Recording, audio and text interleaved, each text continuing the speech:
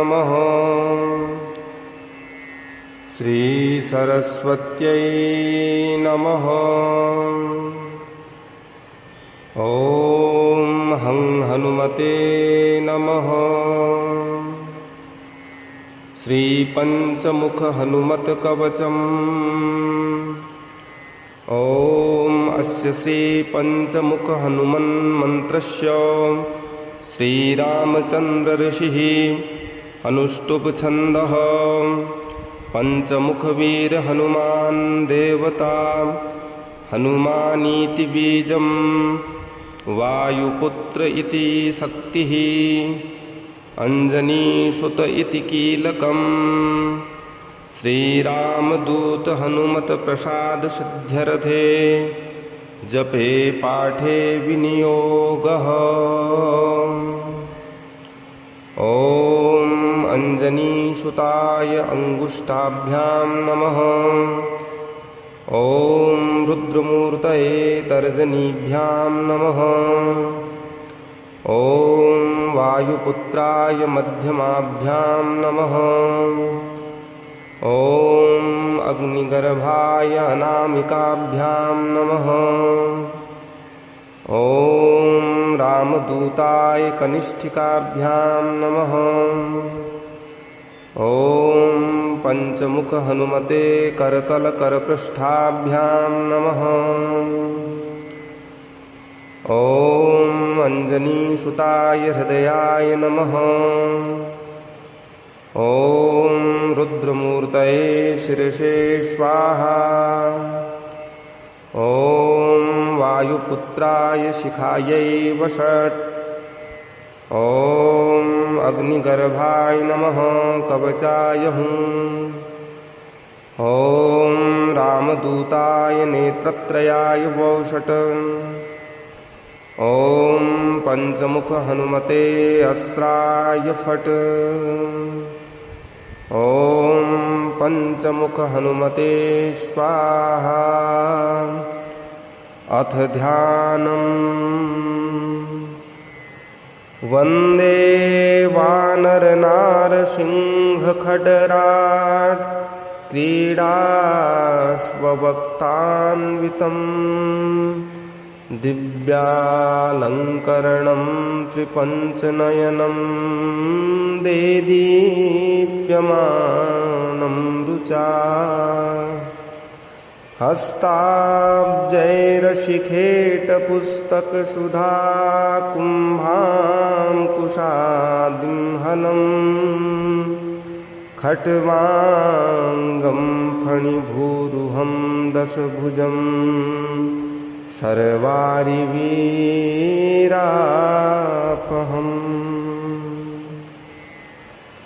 ॐ श्रीरामदूतायाञ्जनेयाय वायुपुत्राय महाबलपराक्रमाय सीतादुःखनिवारणाय लङ्कादहनकारणाय महाबलप्रचण्डाय फाल्गुनसखाय कोलाहलाय सकलब्रह्माण्डविश्वरूपाय सप्तसमुद्रनिर्लङ्घनाय पिङ्गलनयनायामितविक्रमाय सूर्यबिम्बफलसेवनाय दुष्टनिवारणाय दृष्टिनिरालङ्कृताय सञ्जीवनी सञ्जीविताङ्गदलक्ष्मणमहाकपिसैन्यप्राणदाय दशकण्ठविध्वंसनाय रामेष्ठाय महाफाल्गुनसखाय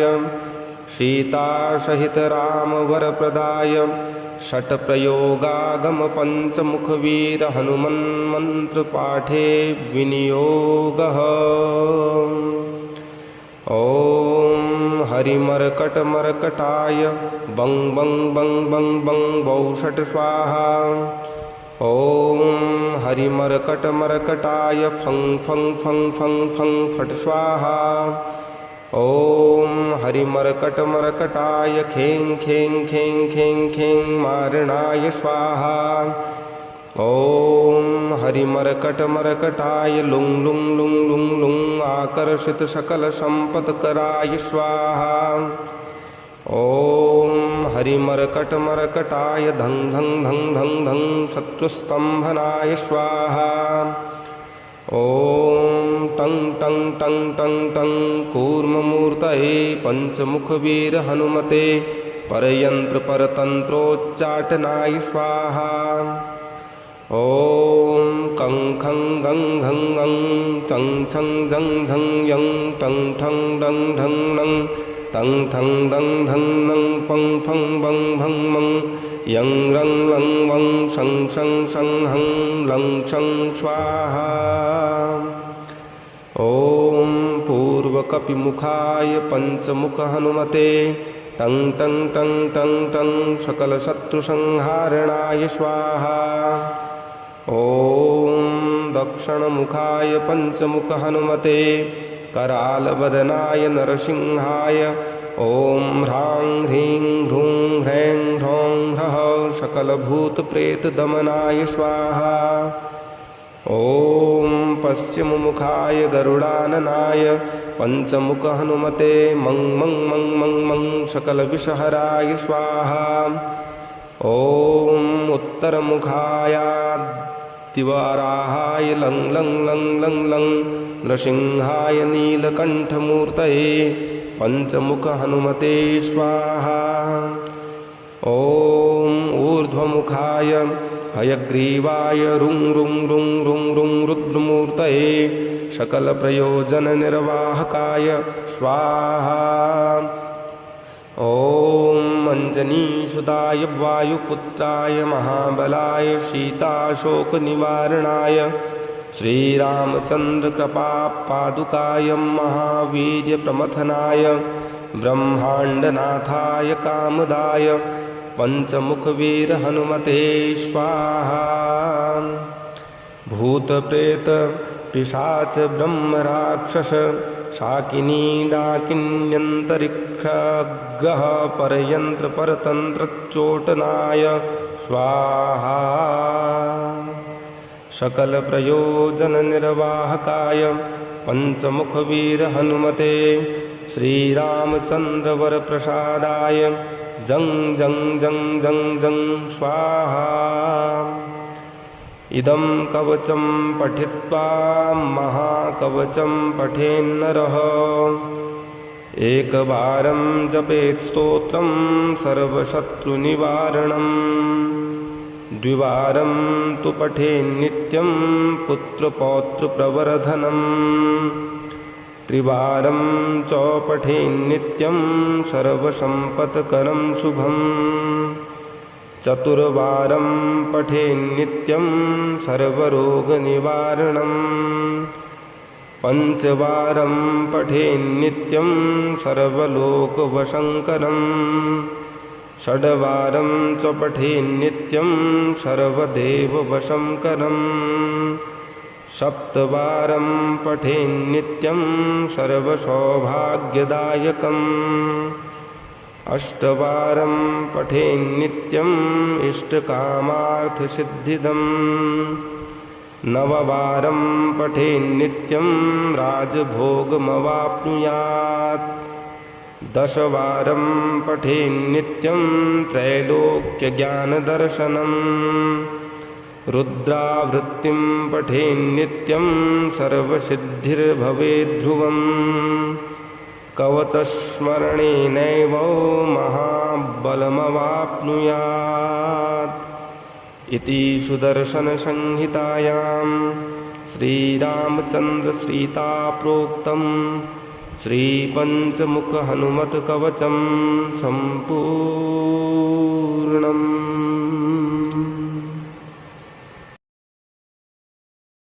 पंचमुखहनुमन्मन्त्रस्य श्रीरामचन्द्र ऋषिः अनुष्टुप् छन्दः पंचमुखवीर हनुमान् देवता हनुमानीति बीजं वायुपुत्र इति शक्तिः अंजनीसुत इति कीलकम् श्रीरामदूत हनुमत प्रसाद सिद्ध्यर्थे जपे पाठे विनियोगः।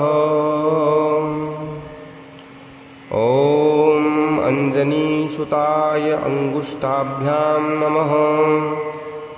ॐ रुद्रमूर्तये तर्जनीभ्यां नमः। ॐ वायुपुत्राय मध्यमाभ्यां नमः। ॐ अग्निगर्भाय अनामिकाभ्यां नमः। ॐ रामदूताय कनिष्ठिकाभ्यां नमः। ॐ पंचमुख हनुमते करतलकरपृष्ठाभ्यां नमः। ॐ अञ्जनीसुताय हृदयाय नमः। ॐ रुद्रमूर्तये शिरसे स्वाहा। ॐ वायुपुत्राय शिखायै वषट्। ॐ अग्निगर्भाय नमः कवचाय हुं। ॐ रामदूताय नेत्रत्रयाय वौषट्। ॐ पंचमुख हनुमते अस्त्राय फट्। ॐ पंचमुख हनुमते स्वाहा। अथ ध्यानम्। वन्दे वानरनारसिंहखड्गात् क्रीडाश्ववक्त्रान्वितं दिव्यालङ्करणं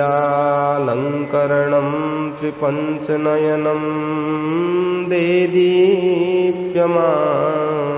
रुचा। हस्ताब्जैरशिखेटपुस्तकसुधा कुम्भाङ्कुशादिं हलं। खट्वाङ्गं फणिभूरुहं दशभुजं सर्वारिवीरापहम्।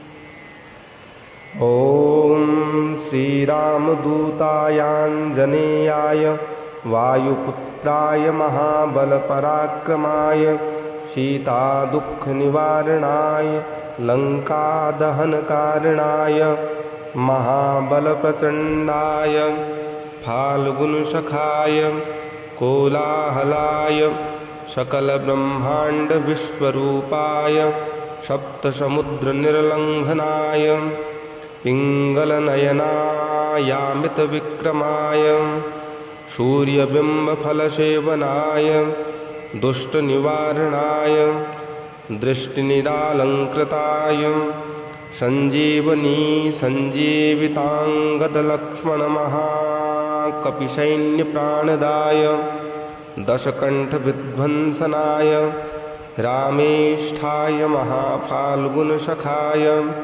सीतासहितरामवरप्रदाय षट्प्रयोगागमपञ्चमुखवीर हनुमन्मन्त्रपाठे विनियोगः।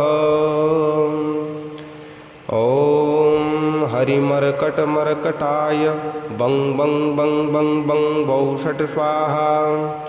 ॐ हरिमर्कटमर्कटाय फं फं फं फं फं फट् स्वाहा।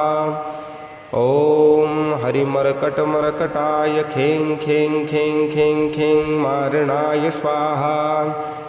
ॐ हरिमर्कटमर्कटाय लुं लुं लुं लुं लुं आकर्षितसकलसम्पत्कराय स्वाहा। ॐ हरिमर्कटमर्कटाय धं धं धं धं धं शत्रुस्तम्भनाय स्वाहा। ॐ टं टं टं टं टं कूर्ममूर्तये पंचमुखवीर हनुमते परयन्त्रपरतन्त्रोच्चाटनाय स्वाहा। ॐ कं खं गं घं गं चं छं झं झं यं टं ठं डं ढं नं तं थं दं धं नं पं फं बं भं मं यं रं लं वं शं शं शं हं लं शं स्वाहा। ॐ पूर्वकपिमुखाय पंचमुख हनुमते टं टं टं टं टं सकलशत्रुसंहारणाय स्वाहा। ॐ दक्षिणमुखाय पंचमुख हनुमते करालवदनाय नरसिंहाय ॐ ह्रां ह्रीं ह्रूं ह्रैं ह्रौं ह्रः सकलभूतप्रेतदमनाय स्वाहा। ॐ पश्चिममुखाय गरुडाननाय पञ्चमुखहनुमते मं मं मं मं मं सकलविषहराय स्वाहा। ॐ उत्तरमुखाय दिवाराहाय लं लं लं लं लं नृसिंहाय नीलकण्ठमूर्तये पञ्चमुखहनुमते स्वाहा। ॐ ऊर्ध्वमुखाय हयग्रीवाय रुं रुं रुं रुं रुं रुद्रमूर्तये सकलप्रयोजननिर्वाहकाय स्वाहा। ॐ अञ्जनीसुताय वायुपुत्राय महाबलाय सीताशोकनिवारणाय श्रीरामचन्द्रकृपापादुकाय महावीर्यप्रमथनाय ब्रह्माण्डनाथाय कामदाय पञ्चमुखवीरहनुमते स्वाहा। भूतप्रेत पिशाच ब्रह्मराक्षस शाकिनी डाकिन्यन्तरिक्षग्रह परयन्त्र परतन्त्रच्चोटनाय स्वाहा। सकलप्रयोजननिर्वाहकाय पञ्चमुखवीरहनुमते श्रीरामचन्द्रवरप्रसादाय जं जं जं जं जं स्वाहा।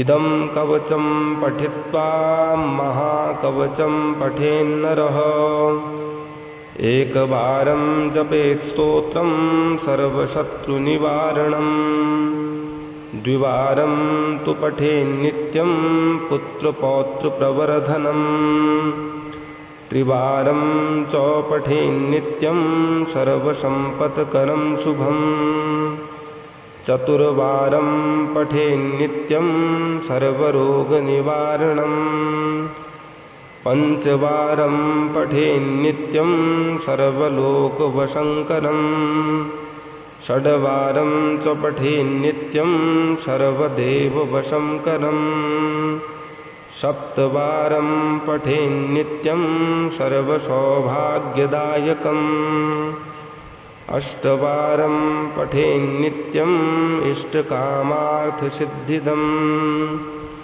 नववारं पठेन्नित्यं राजभोगमवाप्नुयात् दशवारं पठेन्नित्यं त्रैलोक्यज्ञानदर्शनम् रुद्रावृत्तिं पठेन्नित्यं सर्वसिद्धिर्भवेद्ध्रुवम् कवचस्मरणेनैव महाबलमवाप्नुयात् इति सुदर्शनसंहितायां श्रीरामचन्द्रसीताप्रोक्तं श्रीपञ्चमुखहनुमत्कवचं सम्पूर्णम्।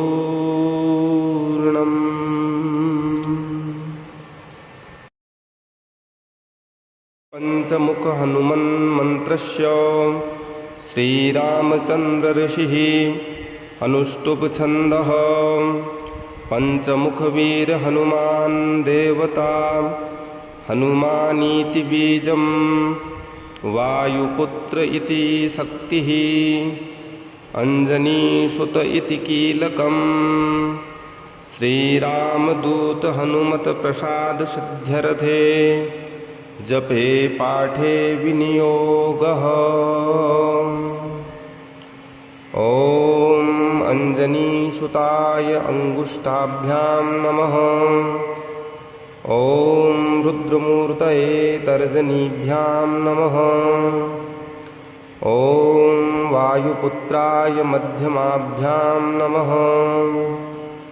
ॐ अग्निगर्भाय अनामिकाभ्यां नमः। ॐ रामदूताय कनिष्ठिकाभ्यां नमः। ॐ पञ्चमुखहनुमते करतलकरपृष्ठाभ्यां नमः। ॐ अञ्जनीसुताय हृदयाय नमः। ॐ रुद्रमूर्तये शिरसे स्वाहा। ॐ वायुपुत्राय शिखायै वषट्। ॐ अग्निगर्भाय नमः कवचाय हुं। ॐ रामदूताय नेत्रत्रयाय वौषट। ॐ पंचमुख हनुमते अस्त्राय फट्। ॐ पंचमुख हनुमते स्वाहा। अथ ध्यानम्। वन्दे वानरनारसिंहखड्गराट् क्रीडाश्ववक्त्रान्वितं दिव्यालङ्करणं त्रिपञ्चनयनं देदीप्यमानं रुचा। हस्ताब्जैरशिखेटपुस्तकसुधा कुम्भाङ्कुशादिं हलम् खट्वाङ्गं फणिभूरुहं दशभुजं सर्वारिवीरापहम्।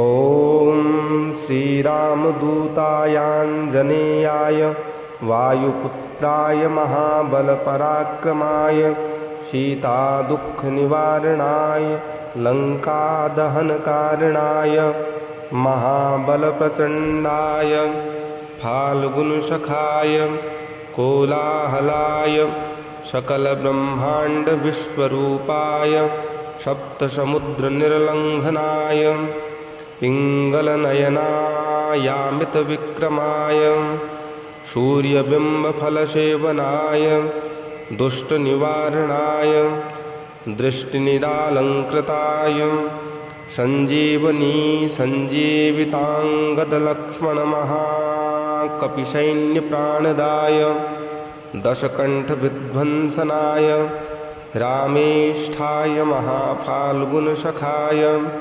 सीतासहितरामवरप्रदाय षट्प्रयोगागमपञ्चमुखवीर हनुमन्मन्त्रपाठे विनियोगः। ॐ हरिमर्कटमर्कटाय बं बं बं बं बं वौषट स्वाहा। ॐ हरिमर्कटमर्कटाय फं फं फं फं फं फट् स्वाहा। ॐ हरिमर्कटमर्कटाय खें खें खें खें खें मारणाय स्वाहा। ॐ हरिमर्कटमर्कटाय लुं लुं लुं लुं लुं आकर्षितसकलसम्पत्कराय स्वाहा। ॐ हरिमर्कटमर्कटाय धं धं धं धं धं शत्रुस्तम्भनाय स्वाहा।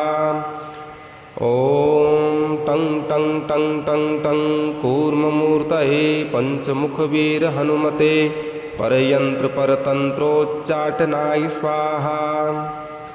ॐ कं खं गं घं गं चं छं झं झं यं टं ठं डं ढं नं तं थं दं धं नं पं फं बं भं मं यं रं लं वं शं शं शं हं लं शं स्वाहा। ॐ पूर्वकपिमुखाय पञ्चमुख हनुमते टं टं टं टं टं सकलशत्रुसंहारणाय स्वाहा।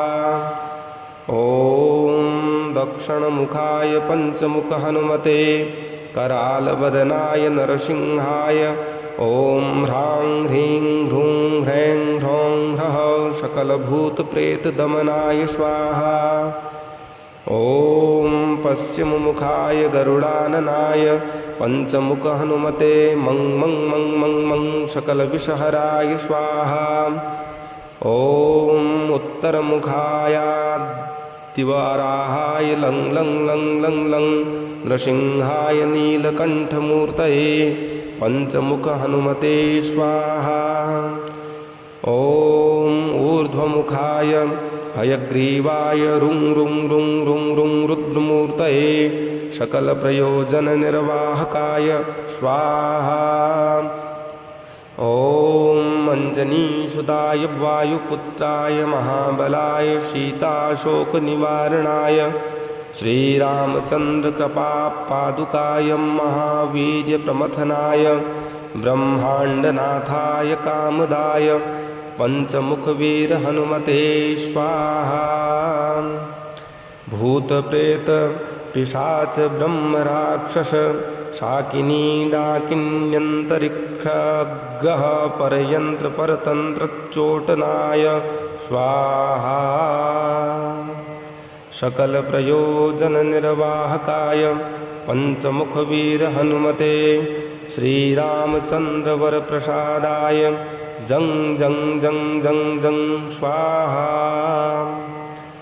इदं कवचं पठित्वा महाकवचं पठेन्नरः एकवारं जपेत् स्तोत्रं सर्वशत्रुनिवारणम्। द्विवारं तु पठेन्नित्यं पुत्रपौत्रप्रवर्धनम्।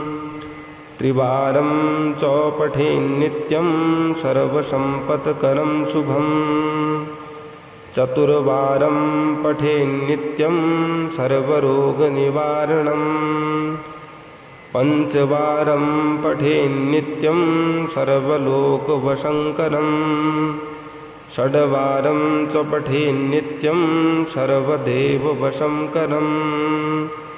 सप्तवारं पठेन्नित्यं सर्वसौभाग्यदायकम्। अष्टवारं पठेन्नित्यं इष्टकामार्थसिद्धिदम्। नववारं पठेन्नित्यं राजभोगमवाप्नुयात्। दशवारं पठेन्नित्यं त्रैलोक्यज्ञानदर्शनम्। रुद्रावृत्तिं पठेन्नित्यं सर्वसिद्धिर्भवेद्ध्रुवम्। कवचस्मरणेनैव महाबलमवाप्नुयात्। इति सुदर्शनसंहितायां श्रीरामचन्द्रसीताप्रोक्तं श्रीपञ्चमुखहनुमत्कवचं सम्पूर्णम्।